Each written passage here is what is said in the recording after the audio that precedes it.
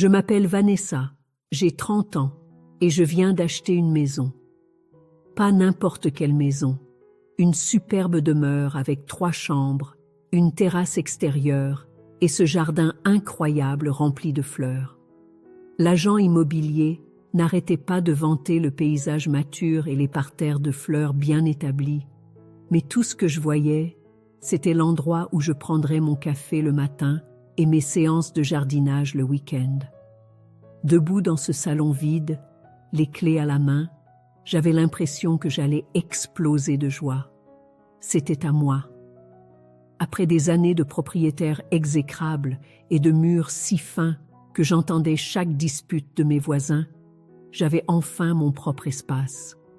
Les papiers du prêt immobilier étaient encore tièdes dans mon sac à main et j'avais envie d'appeler quelqu'un, n'importe qui, pour partager ce moment.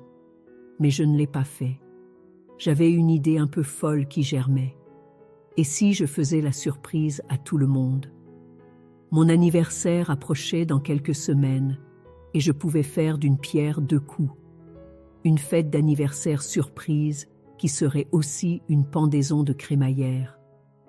Mes parents allaient halluciner en entrant et en réalisant que leur fille était propriétaire d'un bien immobilier. Ma sœur Claire en mourrait probablement de choc. Vous voyez, ma famille a cette manie de penser que je suis la ratée. Je suis la cadette qui n'a jamais vraiment été à la hauteur des standards de Claire. Elle a 32 ans, un poste prestigieux dans le marketing et semble toujours avoir une vie parfaitement en ordre. Pendant ce temps, j'ai enchaîné les appartements en location et les petits boulots au cours de la dernière décennie. Du moins, c'est ce qu'ils pensent. Ce qu'ils ignorent, c'est que j'ai travaillé comme une acharnée dans une start-up technologique ces 3 dernières années. Nous avons été rachetés il y a 6 mois et soudain, mes stock options valaient de l'argent réel. Assez d'argent pour verser un acompte sur cette maison et avoir encore des économies. Mais je ne leur ai jamais parlé du changement de travail, ni de cette manne financière. Pourquoi l'aurais-je fait? De toute façon, ils ne m'ont jamais posé de questions sur ma vie. Mes parents, Marc et Sylvie, ont toujours été totalement focalisés sur Claire. C'était l'étudiante brillante, celle qui a intégré la bonne grande école, celle qui a décroché le poste en entreprise dès la sortie de ses études. J'étais celle qui passait après, celle qui avait besoin de se trouver. Même maintenant, à 30 ans, ils me parlent encore comme si j'étais une adolescente paumée qui finirait peut-être par s'en sortir un jour. Le plan était parfait. J'enverrai un message à tout le monde pour ma fête d'anniversaire. Je les mettrai tous en appétit, puis je révélerai par surprise que nous célébrons ça dans ma nouvelle maison. Je pouvais déjà imaginer le visage de ma mère en réalisant que sa fille ratée avait acheté une maison avant Claire. J'ai passé les 2 semaines suivantes à préparer la maison. J'ai acheté des meubles, accroché des tableaux et j'ai même planté de nouvelles fleurs dans le jardin. Tout devait être parfait pour la grande révélation. J'ai fait une liste d'invités. Mes parents, Claire et mes amis les plus proches, Sarah, Michel et Jeanne. Sarah et moi sommes inséparables depuis l'université. Michel est un gars que j'ai rencontré au travail, qui est devenu comme un frère pour moi, et Jeanne est ma voisine devenue amie depuis des années. Le texto est parti un mardi soir. Salut tout le monde, j'organise une fête pour mon anniversaire samedi prochain à 19h. J'ai hâte de tous vous voir. Ce sera spécial cette année. J'ai joint ma nouvelle adresse sans plus d'explications, pensant qu'il supposerait simplement que je louais un nouvel endroit ou quelque chose du genre. Puis j'ai attendu et attendu. D'habitude, mes amis répondent dans quelques heures, mais ma famille, eh bien, ils ne sont pas exactement prompts à répondre. Sarah m'a répondu en quelques minutes. OMG, oui, nouvelle adresse? Tu as déménagé? J'ai hâte. Michel a envoyé un emoji pouce en l'air et je ne manquerai ça pour rien au monde. Jeanne m'a appelé immédiatement, exigeant des détails sur la partie spéciale. Mais silence radio de la part de mes parents et de Claire. Toute la semaine, rien. Vendredi soir, mon téléphone a enfin vibré. Un texto de ma mère.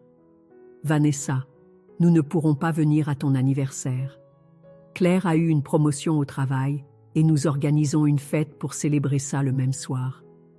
Désolée, ma chérie. Peut-être l'année prochaine. J'ai fixé ce message pendant au moins 5 minutes. Peut-être l'année prochaine pour mon anniversaire.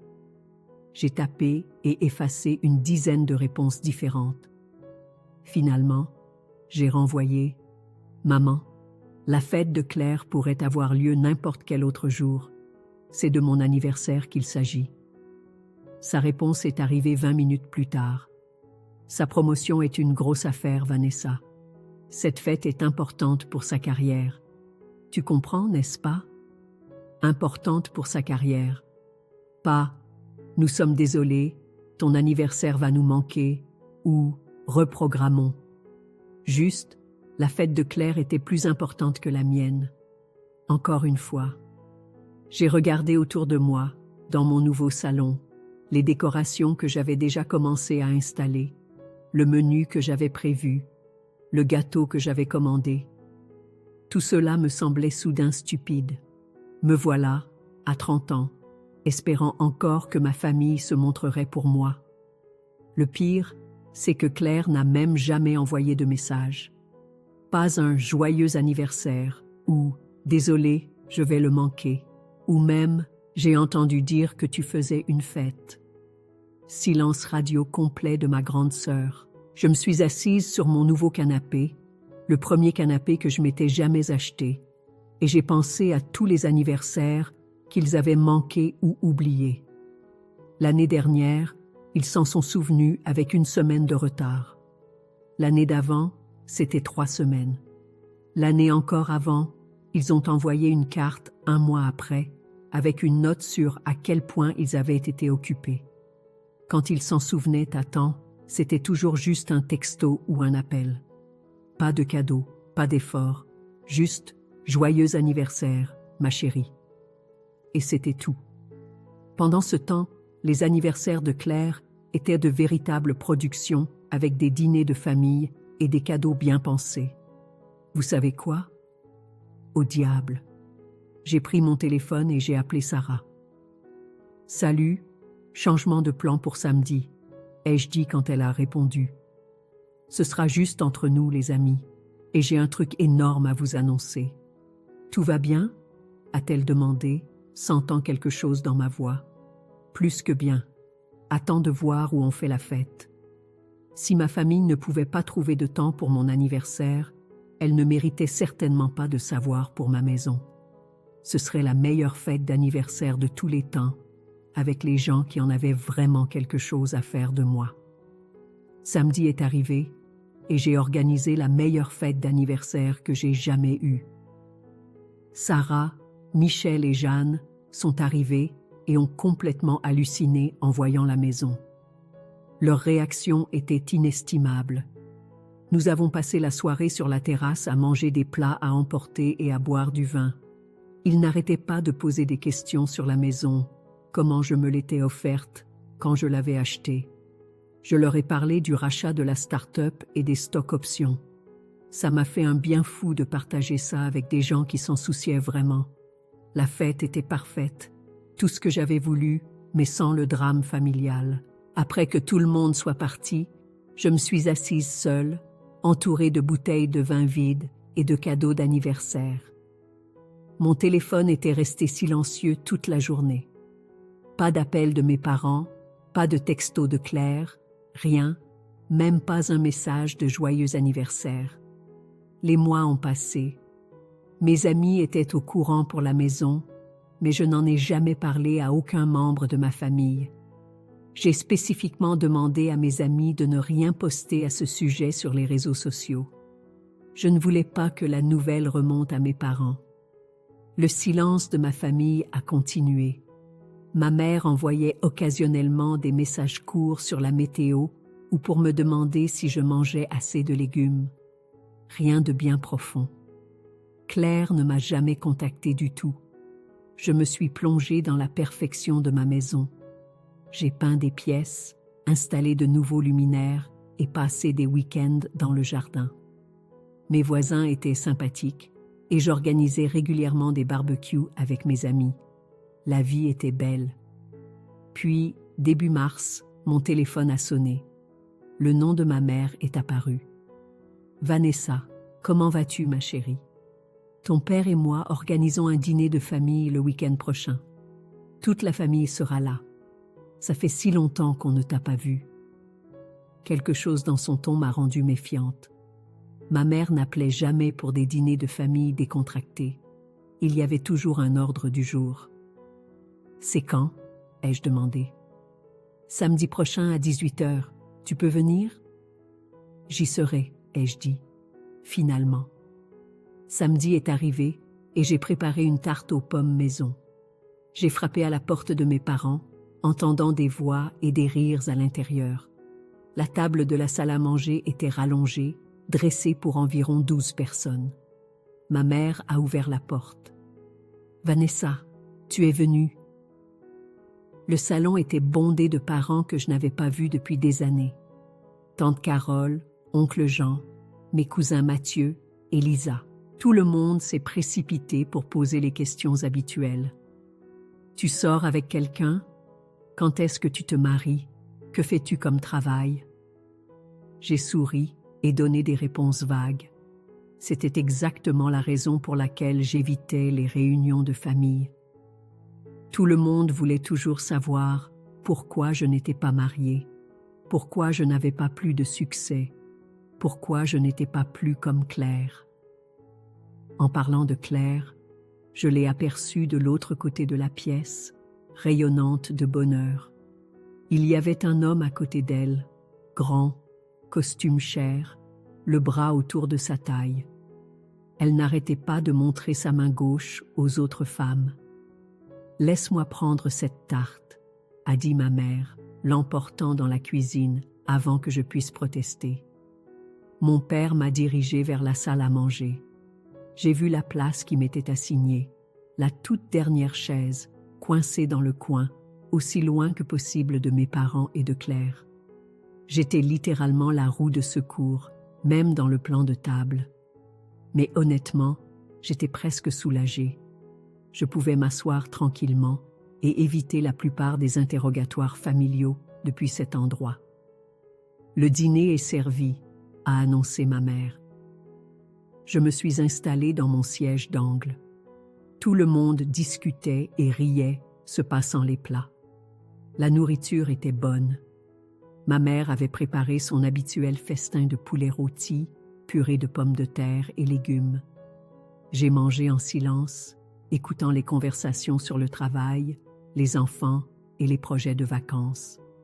Puis ma mère s'est levée et a tapé sur son verre de vin avec un couteau.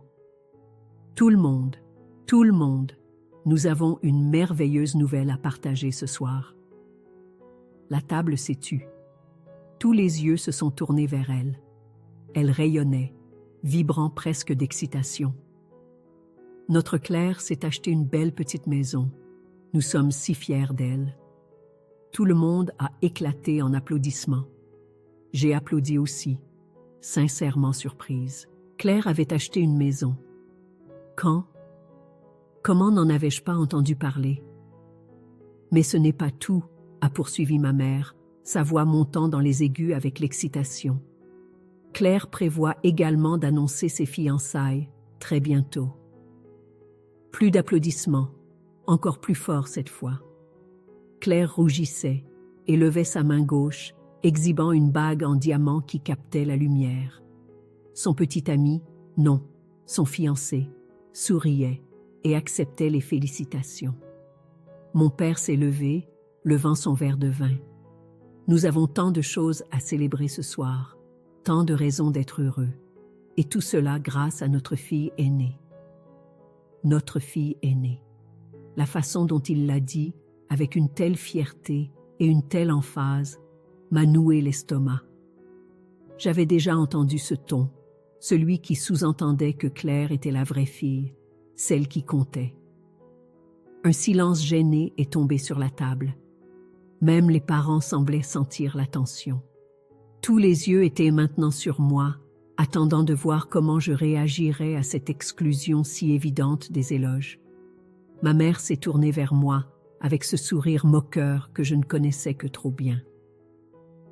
Claire s'est acheté la maison parfaite, Vanessa. Quand penses-tu pouvoir accomplir quelque chose de semblable? Ou comptes-tu continuer à errer d'appartement en location pour toujours? La table est devenue encore plus silencieuse. Tout le monde me fixait maintenant, attendant ma réaction. Je pouvais sentir leurs yeux me transpercer, s'attendant à ce que je sois embarrassée, que je rougisse, que je pleure, que je m'enfuis comme je le faisais quand j'étais plus jeune. J'étais habituée à être comparée à Claire. C'était arrivé toute ma vie. Mais mes parents essayaient d'habitude d'être subtils à ce sujet, du moins devant d'autres personnes. C'était différent. C'était délibérément cruel, conçu pour m'humilier devant toute la famille élargie. Mais je n'ai pas été embarrassée. Je n'ai pas rougi. Et je n'ai certainement pas pleuré. Au lieu de ça, j'ai très délibérément posé ma fourchette sur la table. J'ai bu une lente gorgée d'eau. Je me suis éclairci la gorge et j'ai regardé ma mère droit dans les yeux. En fait, maman, j'ai déjà accompli cela.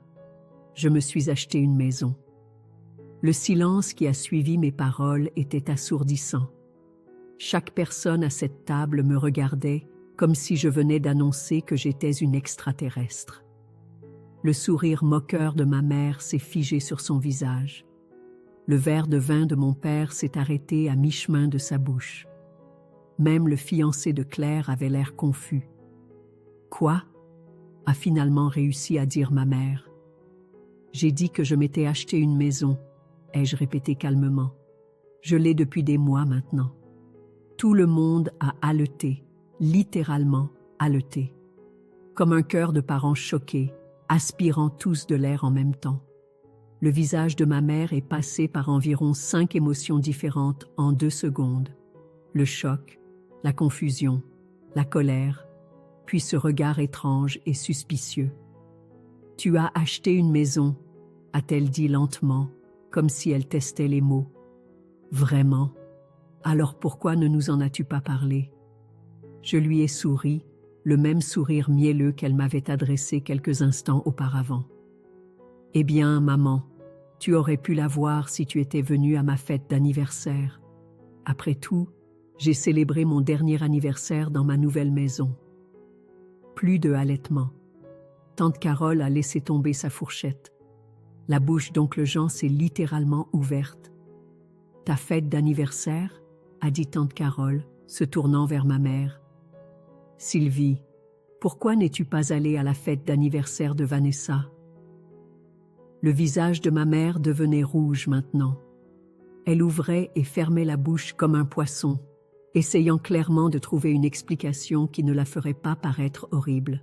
« Nous avions un conflit d'horaire, » a-t-elle dit faiblement. « Un conflit d'horaire ?» ai-je dit, ma voix toujours parfaitement calme.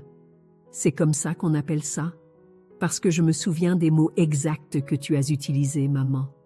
Tu as dit que la fête pour la promotion de Claire était plus importante que mon anniversaire. » Les parents se sont tous tournés pour regarder ma mère avec des expressions interrogatrices. Je pouvais voir les rouages tourner dans leur tête, essayant de comprendre quel genre de parents sauterait l'anniversaire de leur fille pour une fête de travail. « Ce n'est pas... Tu exagères, » a dit ma mère désespérément. « Est-ce que j'exagère? Parce que non seulement tu as manqué mon anniversaire, mais tu en as manqué plusieurs autres aussi. En fait, tu n'es venue à aucune de mes célébrations en 6 ans. Tu oublies généralement complètement mon anniversaire et tu me félicites 1 semaine ou 1 mois plus tard. » Le silence devenait inconfortable maintenant. Tous les parents regardaient alternativement moi et mes parents comme s'ils assistaient à un match de tennis. Oncle Jean s'est éclairci la gorge. « 6 ans. Tu n'es pas allé à l'anniversaire de Vanessa depuis 6 ans. » Tante Carole regardait ma mère avec une expression que je n'avais jamais vue auparavant, comme si elle voyait sa sœur sous un jour complètement différent. « Sylvie, a-t-elle dit lentement. Tu as dit à tout le monde que tu avais la famille parfaite, que tu aimais tes 2 filles de la même manière. Tu as dit que Vanessa ne venait pas aux événements familiaux parce qu'elle n'avait rien accompli dans la vie. Oh, c'était intéressant. Donc, ma mère avait parlé de moi aux parents, me dépeignant comme la fille ratée qui avait trop honte pour se montrer aux réunions de famille. Je n'ai jamais dit ça, a protesté ma mère, mais sa voix tremblait. Si, tu l'as dit, a affirmé tante Carole fermement. Tu as dit que Vanessa était un échec qui n'arrivait pas à mettre de l'ordre dans sa vie. Mais si c'est un échec, comment a-t-elle acheté une maison? Et pourquoi n'es-tu pas allé à ses fêtes d'anniversaire? Oncle Jean hochait la tête. Maintenant, Sylvie, cela ne ressemble pas à un traitement égal pour moi. Cela ressemble à du favoritisme. Du favoritisme? A balbutié mon père. C'est ridicule. Nous traitons nos 2 filles de la même manière. J'ai failli éclater de rire à ça. Vraiment, papa? Quand as-tu oublié l'anniversaire de Claire pour la dernière fois? Quand as-tu sauté une de ces célébrations pour la fête de quelqu'un d'autre? Il a ouvert la bouche pour répondre, puis l'a refermée, parce que nous connaissions tous la réponse. Jamais. Il n'avait jamais oublié l'anniversaire de Claire, ni manqué un de ces événements. Ça devient incontrôlable, a dit ma mère, sa voix devenant plus stridente. Vanessa, tu nous mets dans l'embarras devant tout le monde. Je ne vous mets pas dans l'embarras, maman. Je dis juste la vérité. La vérité sur la façon dont vous m'avez traité pendant des années. Claire, qui était restée assise en silence, stupéfaite, a finalement pris la parole.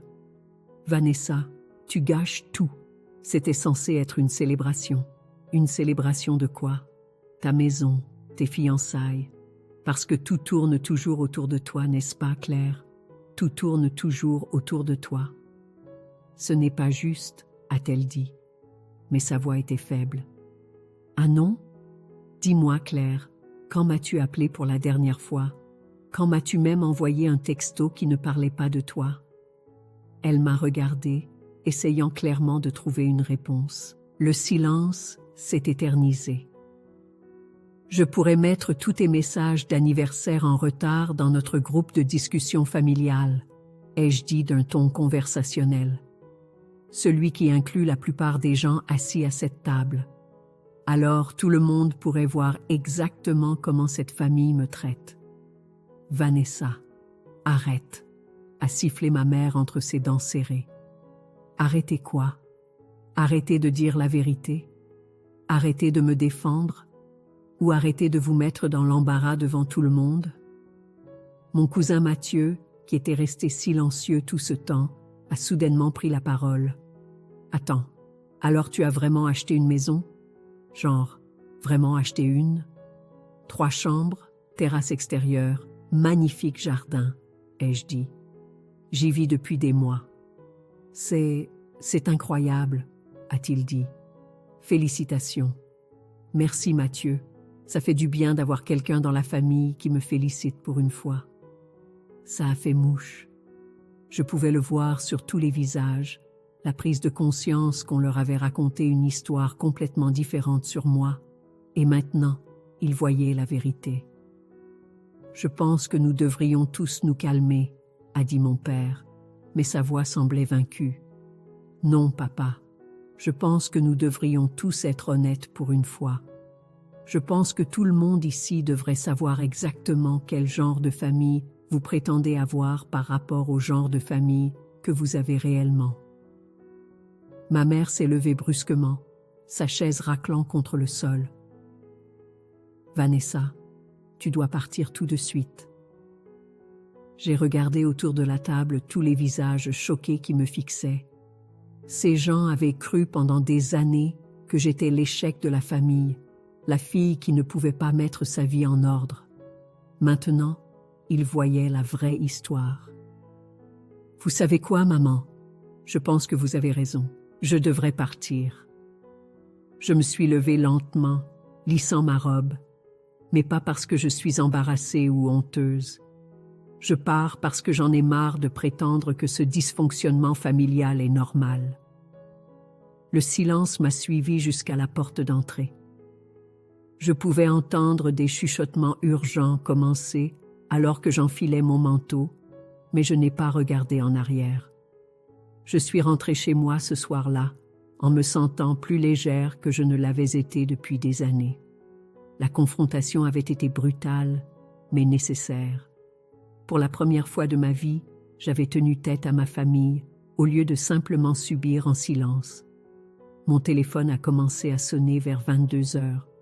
Le nom de ma mère n'arrêtait pas de clignoter sur l'écran.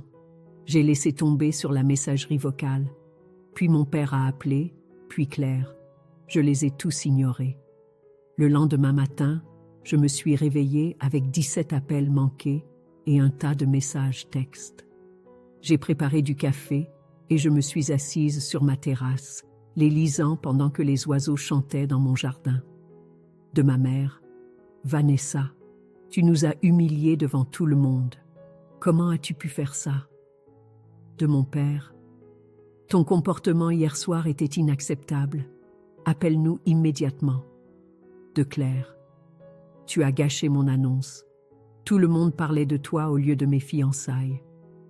Je les ai tous supprimés sans répondre. S'ils voulaient s'excuser pour des années à me traiter comme une ordure, ils pouvaient commencer par ça, au lieu de me blâmer pour leur embarras. Les messages ont continué à arriver toute la semaine.